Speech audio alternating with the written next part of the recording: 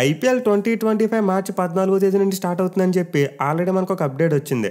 So ఇదే date కనుక fix అయితే ఛాంపియన్స్ ట్రోఫీ అంటే 4 డేస్ క్యాప్లోనే మనకి ఐపీఎల్ స్టార్ట్ అయిపోతుంది. అంటే మార్చి 9వ తేదీన ఛాంపియన్స్ ట్రోఫీ ఫైనల్ ఉంది. అండ్ అది అవగానే 4 డేస్ తర్వాత వెంటనే ఐపీఎల్ 2025 స్టార్ట్ అయిపోతుంది. సో ఈ చిన్న గ్యాప్లో మనం ఐపీఎల్కి సంబంధించిన ర్యాంకింగ్ వీడియోస్ చేసుకోవడం చాలా కష్టం. దీనివల్ల ఇప్పుడు ఎలానో మనకి ఖాళీ విండో దొరికింది కాబట్టి ఈ గ్యాప్లో నేను ఐపీఎల్ వీడియోస్ చేద్దాం అనుకుంటున్నా. ఇంగ్లాండ్తో వైట్ బాల్ సిరీస్లో జనవరి 22 కానీ స్టార్ట్ కావు. సో అప్పటి వరకు చూసుకుంటే మనకి ఇంకా 2 వీక్స్ కంటే ఎక్కువ టైం ఉంది. దీనివల్ల ఈ గ్యాప్లో నేను ఐపీఎల్ 2025 ర్యాంకింగ్ వీడియోస్ చేసేద్దాం అనుకుంటున్నా. సో అందులో భాగంగానే ఈరోజు మనం ఈ వీడియోలో అన్ని టీమ్స్ యొక్క captains, vice captains and head coaches వీళ్ళ గురించి తెలుసుకోబోతున్నాం.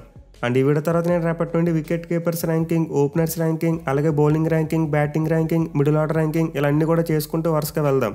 సో మీకు కనుక వీడియోస్ ఇప్పుడే కావాలనుకుంటే కింద ఖచ్చితంగా నా కామెంట్ సెక్షన్లో తెలియచేయండి. అంటే ఇప్పుడు అలానే మ్యాచెస్ లేవు కదా, సో ర్యాంకింగ్ వీడియోస్ చేసే అంటే నేను చేస్తాను. లేదు తర్వాత ఐపీఎల్ స్టార్ట్ అయినప్పుడు చూద్దాంలే అంటే అప్పుడు వీలైతే చేస్తాను, లేకపోతే లేదు. సో మీరైతే ఖచ్చితంగా నేను ఐపీఎల్ ర్యాంకింగ్ వీడియోస్ కంటిన్యూ చేయాలో లేదో కింద కామెంట్ చేయండి. అలాగే మీకు గనక మన వీడియోస్ నచ్చితే ఖచ్చితంగా లైక్ చేయండి. మీరు ఎన్ని ఎక్కువ లైక్స్ ఇస్తే నాకు అంత మోటివేషన్ పెరుగుతుంది.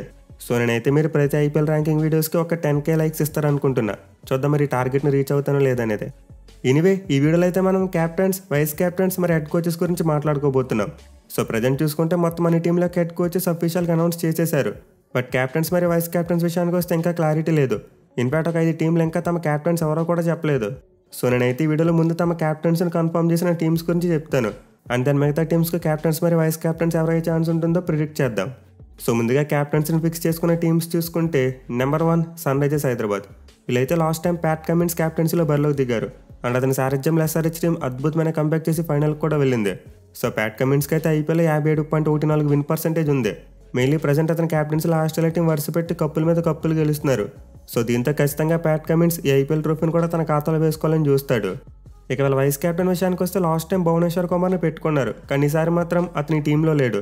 సో దీంతో ఖచ్చితంగా ఈసారి ఎస్ఆర్హెచ్ టీంకి ఒక కొత్త వైస్ క్యాప్టెన్ రాబోతున్నాడు. బట్ అది ఎవరనేది ఇంకా క్లారిటీ లేదు. అయితే ప్రజెంట్ ఉన్న ఆప్షన్స్ బట్టి చూసుకుంటే మేబీ క్లాసన్కు వైస్ క్యాప్టెన్స్ ఇస్తారేమో అనుకుంటున్నా. ఎందుకంటే ఎస్ఆర్హెచ్ టీం అతని చాలా పెద్ద అమౌంట్ పెట్టి రీటైన్ చేసుకుంది. సో ఎక్స్పీరియన్స్ వైజ్ చూసుకుని, ఎబిలిటీ వైజ్ చూసుకున్న క్లాసన్ ఒక మంచి ఆప్షన్ అవుతాడు వైస్ క్యాప్టెన్సీకి. లేదు ఒక ఇండియన్ ప్లేయర్నే పెట్టాలనుకుంటే మేబీ యంగ్స్టర్ కోసం వెళ్తారు. అభిషేక్ శర్మ లాంటి వాళ్ళని వైస్ క్యాప్టెన్గా పెట్టే అవకాశాలు ఉంటాయి. బట్ నేనైతే మోస్ట్ లైక్లీ క్లాసన్నే పెడతారనుకుంటున్నా. ఇక ఎస్ఆర్హెచ్ టీమ్ హెడ్ కోచ్ విషయానికి వస్తే వీళ్ళు తమ హెడ్ కోచ్ని మార్చలేదు. లాస్ట్ టైం న్యూజిలాండ్కి చెందిన డానియల్ వెటూరియా ఉన్నాడు. అండ్ ఈసారి కూడా అతనే కంటిన్యూ కాబోతున్నాడు.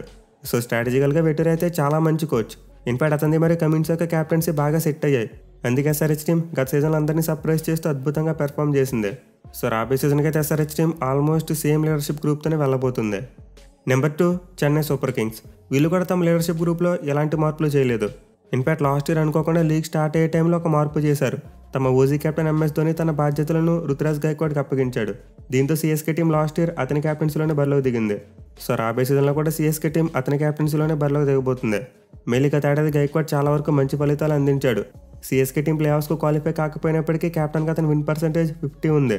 పైగా లాస్ట్ ఇయర్తో పోల్చుకుంటే ఈసారి గైక్వాడ్ మరింత ఎక్స్పీరియన్స్తో బరిలోకి దిగుతాడు. సో డెఫినెట్లీ సిఎస్కే టీం అయితే గైక్వాడ్ మీద ఈసారి గట్టిగానే ఆశలు పెట్టుకుంటారు.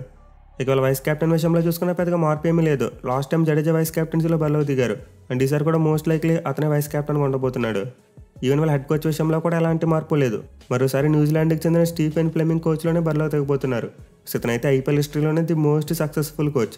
ఏకంగా 5 సార్లు కోచ్గా కప్పును అందుకున్నాడు.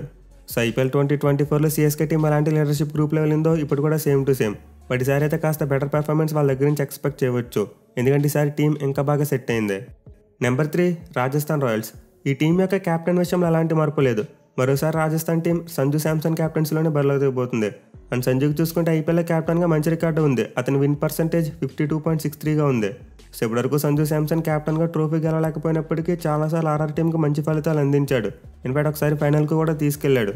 అయితే ఈసారి ఆర్ఆర్ టీం మంచి యంగ్ టీంతో బరిలోకి దిగబోతుంది. దీంతో సంజు క్యాప్టెన్సీ మరింతగా స్పాట్లైట్లోకి వచ్చే అవకాశాలు ఉంటాయి. ఇక వైస్ క్యాప్టెన్ విషయానికి వస్తే ఇంకా ఆర్ఆర్ టీం ఎవరిని కూడా ప్రకటించలేదు. సో లాస్ట్ టైం అయితే ఇంకా ఆర్ఆర్ టీంకి అశ్విన్ వైస్ క్యాప్టెన్గా ఉన్నాడు అనుకుంటా. బట్ ఈసారి మాత్రం వాళ్ళైతే ఒక కొత్త వైస్ క్యాప్టెన్ వెతుక్కోవాలి.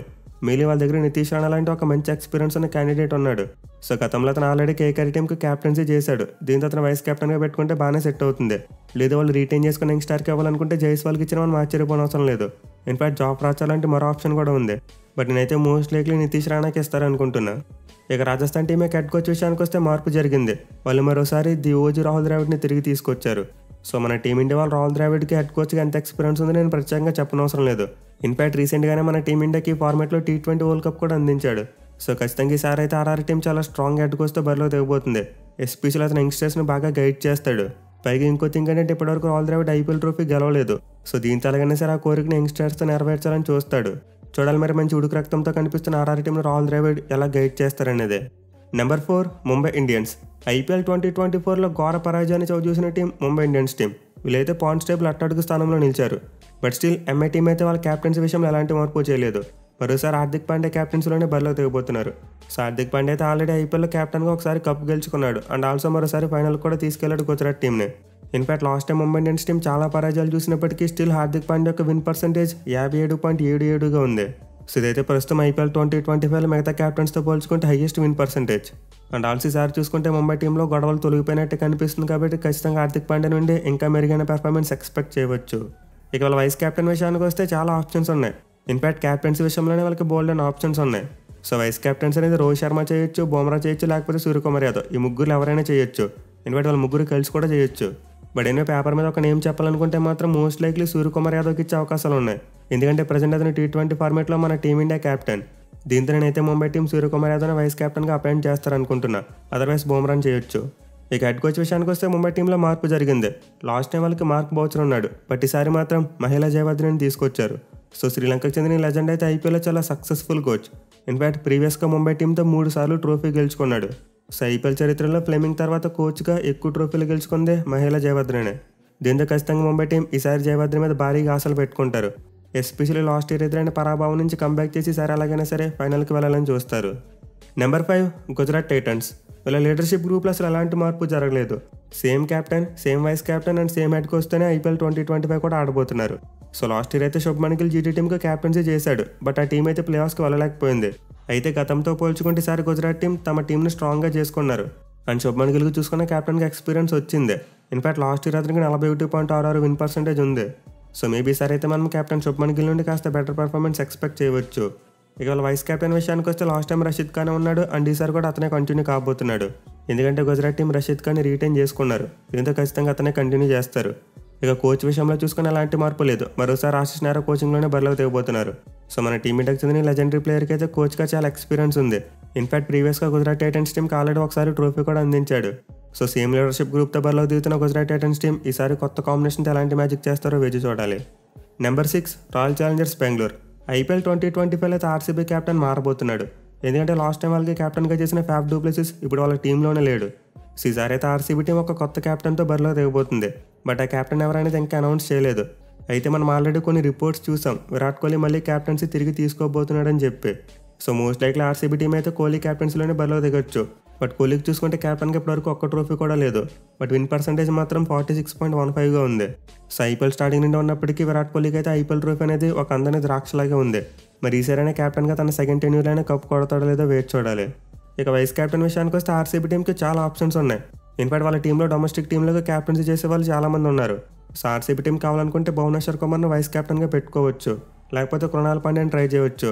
అతను కూడా కాదనుకుంటే రజత్ పటిదార్ కూడా ఒక మంచి ఆప్షన్ అవుతాడు. సో వైస్ క్యాప్టెన్సీ విషయంలో RCB టీంకి చాలా ఆప్షన్స్ ఉన్నాయి. బట్ నేనైతే పర్సనల్గా భూమిని పెడితే బాగుంటుంది అనుకుంటున్నా. ఎందుకంటే భువనేశ్వర్ కుమార్కి ఆల్రెడీ IPL లీడర్షిప్ గ్రూప్లో ఉన్న ఎక్స్పీరియన్స్ ఉంది. లేదు ఫ్యూచర్ కోసం ఆలోచిస్తామంటే రజత్ పటిదార్ లేదా కృణాల్ పాండ్యా ఇద్దరు ఎవరో ఒకరిని వైస్ కెప్టెన్గా పెట్టొచ్చు. ఇక కోచ్ విషయానికి వస్తే RCB టీమే హెడ్ కోచ్ విషయంలో ఎలాంటి మార్పు జరగలేదు.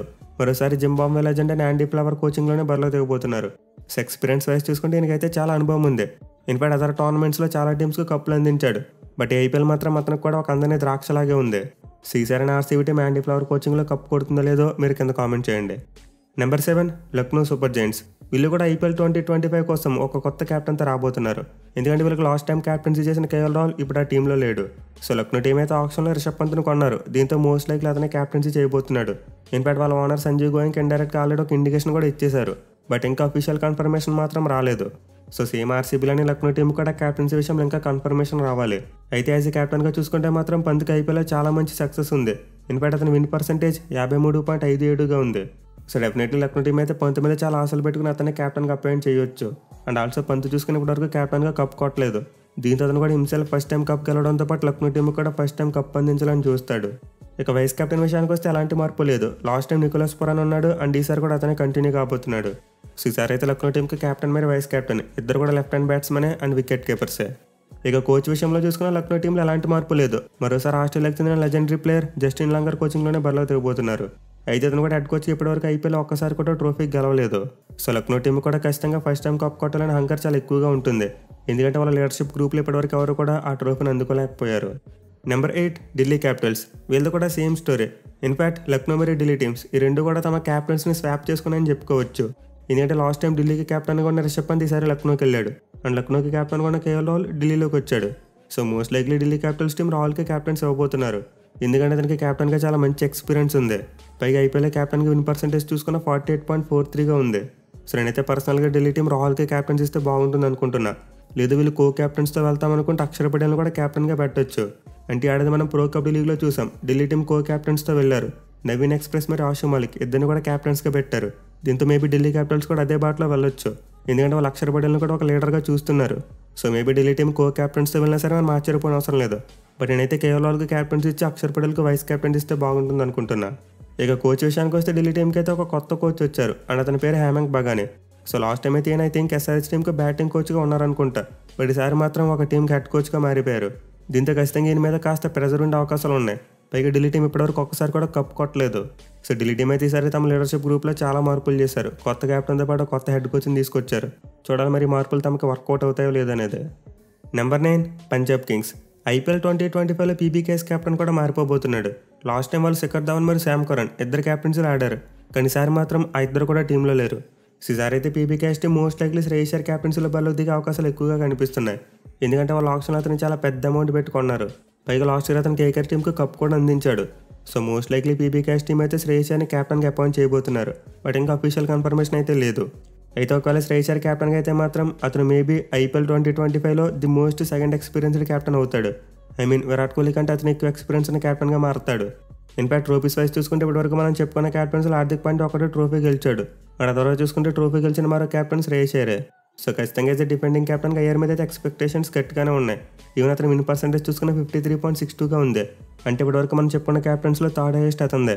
సో ఖచ్చితంగా ఒకసారి కూడా కప్ గెలవని పీబీకేఎస్ టీం అయ్యర్ మీద గట్టిగానే అంచనాలు పెట్టుకుంటే. ఇక వైస్ కెప్టెన్ విషయానికి వస్తే పీబీకేఎస్ టీంకి చాలా ఆప్షన్స్ ఉన్నాయి. I mean players like Glenn Maxwell మరి మార్కస్ స్టాయినిస్ లాంటి వాళ్ళు ఉన్నారు. ఇన్ఫాక్ట్ వాళ్ళు కావాలనుకుంటే హర్షదీప్ సింగ్ లాంటి ఒక యంగ్స్టర్ కూడా వైస్ కెప్టెన్స్ ఇవ్వచ్చు. అలాగే చాలా అంటే మరి ఎక్స్పీరియన్స్ ఉన్న ప్లేయర్ ఉన్నాడు. మరి నేనైతే మోస్ట్ లైక్లీ గ్లెన్ మ్యాక్స్వెల్కి ఇస్తారనుకుంటున్నా. ఎందుకంటే వాళ్ళు కొత్తగా తీసుకొచ్చిన హెడ్ కోచ్ రికీ పాంటింగ్ కూడా ఆస్ట్రేలియా వాడే. So mostly PBKS team Maxwell లేదా స్టాయినిస్ ఇద్దరు ఎవరో ఒకరికి వైస్ కెప్టెన్స్ ఇవ్వచ్చు. ఇక వాళ్ళు కొత్తగా తీసుకొచ్చిన కోచ్ రికీ పాంటింగ్ చూసుకుంటే ఐపీఎల్లో చాలా అంటే చాలా ఎక్స్పీరియన్స్ ఉంది. ఇన్ఫాక్ట్ ప్రీవియస్గా ఒకసారి కప్ కూడా గెలిచాడు. 2015 సంవత్సరంలో యాజ్ హెడ్ కోచ్గా ముంబై టీంకి కప్ను అందించాడు. అలాగే ప్రీవియస్గా శ్రేయస్ అయ్యర్ మరియు రికీ పాంటింగ్ వీళ్ళ కాంబినేషన్లో డీసీ టీం ఒకసారి ఫైనల్ కూడా వెళ్ళింది. సో పీబీకేఎస్ టీం అయితే తమ లీడర్షిప్ గ్రూప్లో ఒక మంచి హిట్ కాంబోని పెట్టారు. ఒకసారి ట్రోఫీ గెలిచిన కెప్టెన్ అలాగే ఒకసారి కప్ గెలిచిన హెడ్ కోచ్ని పెట్టుకున్నారు. చూడాలి మరి హిట్ కాంబినేషన్ అయినా సరే వాళ్ళు 18 ఏళ్ల కాలం నెరవేర్చుకుంటారా లేదనేది. Number 10 Kolkata night riders. IPL 2025 కోసం లీడర్షిప్ గ్రూప్ విషయంలో క్లారిటీ లేని టీం కోల్కతా టీం. సో ఇప్పటివరకు మనం చెప్పుకున్న 9 టీమ్స్లో 5 టీంలకు క్యాప్టెన్స్ ఫిక్స్ అయ్యారు. అండ్ మిగతా 4 టీంలకు మోస్ట్ లైక్లీ వాళ్ళు ఉండొచ్చు అని ఒక ఐడియా ఉంది. బట్ కేకేఆర్ విషయంలో మాత్రం అలాంటి ఐడియా లేదు. వాళ్ళకి క్యాప్టెన్ ఎవరు ఉండొచ్చు అలాగే వైస్ క్యాప్టెన్ ఎవరు ఉండొచ్చు అని చెప్పడం చాలా కష్టం. బట్ ఎనివే ప్రస్తుతానికి వచ్చిన రిపోర్ట్స్ ప్రకారం వాళ్ళైతే వెంకటేష్ అయ్యర్ని క్యాప్టెన్గా పెట్టేందుకు అవకాశాలు కనిపిస్తున్నాయి. ఎందుకంటే అతను ఆప్షన్లో చాలా పెద్ద అమౌంట్తో కొన్నారు. పైగా లాస్ట్ ఇయర్ చూసుకుంటే అతను కొన్ని మ్యాచెస్లో శ్రేయస్ అయ్యర్కి డిప్యూటీగా ఉన్నానని చెప్పాడు. So maybe Kolkata team Venkatesh అయ్యర్ని క్యాప్టెన్గా పెట్టొచ్చు. బట్ అఫ్కోర్స్ రహానేని కూడా క్యాప్టెన్గా పెట్టొచ్చు అని చెప్పి రిపోర్ట్స్ వచ్చాయి. బట్ రహానేని క్యాప్టెన్గా పెడితే వాళ్ళకి వచ్చే డిసడ్వాంటేజ్ ఏంటంటే అతను ఫామ్లో లేకపోతే టీం నుంచి తీయడం కష్టం. ఒకవేళ తీస్తే మళ్ళీ కొత్త క్యాప్టెన్ వెతుక్కోవాలి. దీంతో వాళ్ళు మోస్ట్ లైక్లీ అన్ని మ్యాచ్లు ఆడే ప్లేయర్ని క్యాప్టెన్గా పెట్టుకుంటారు. అండ్ విషయంలో చూసుకుంటే వాళ్ళకి వెంకయ్యరే బెస్ట్ ఆప్షన్గా కనిపిస్తున్నాడు. ఇక వైస్ క్యాప్టెన్ విషయానికి వస్తే మేబీ రహానేకి ఇచ్చే అవకాశాలు కనిపిస్తున్నాయి. ఎందుకంటే తన గ్రౌండ్లో అయ్యర్కు సూచనలు ఇవ్వగలడు. అట్ ది సేమ్ టైం తన బ్యాటింగ్ మీద కాన్సన్ట్రేట్ చేయగలడు. అదే డైరెక్ట్ క్యాప్టెన్సీ ఇస్తే అతను బ్యాటింగ్ మీద ప్రెజర్ పడే ఛాన్స్ ఉంటుంది. So maybe KKR team Venkatesh అయ్యర్ని క్యాప్టెన్గా పెట్టి రహానేని వైస్ క్యాప్టెన్గా పెట్టచ్చు.